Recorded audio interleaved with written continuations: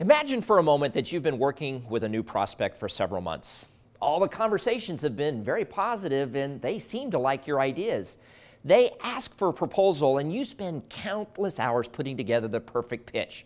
You deliver it with enthusiasm and confidence, and then you hear those magic words. Give us just a few days and we'll get back to you.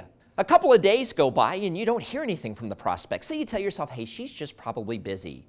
Soon a couple of days turns into a week, and all of a sudden you discover that your calls aren't being returned and your emails seem to be going into a black hole.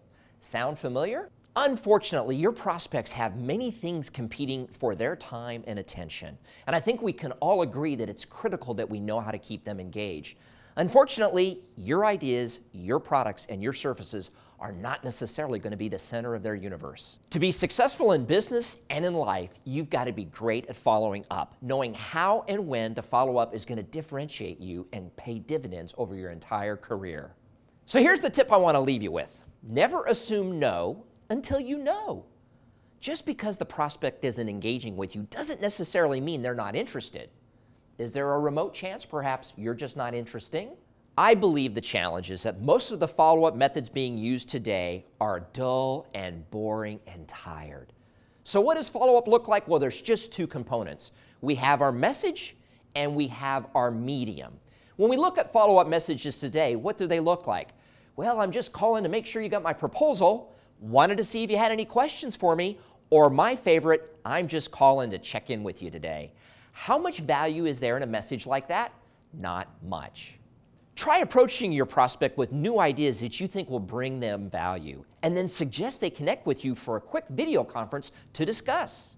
Then when we look at mediums, what are the vehicles that salespeople are using today to deliver their message? Well, there are two primary mediums being used, the phone and email. Now, when you pick up the phone, odds are you're going to end up having to leave a voicemail message.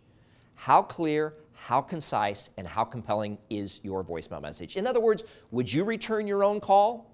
And when we look at sending emails, my first concern is it going to get through the security firewall? And if it does, I'm still not confident you're going to read it. So at the end of the day, if you act like every other sales rep, your prospect is going to treat you like every other sales rep.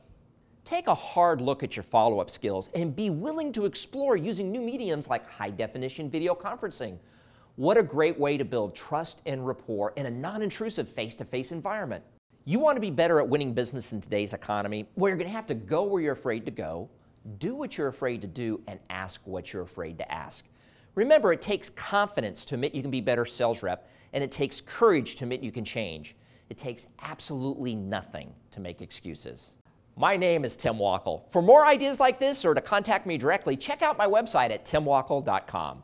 Thanks for listening.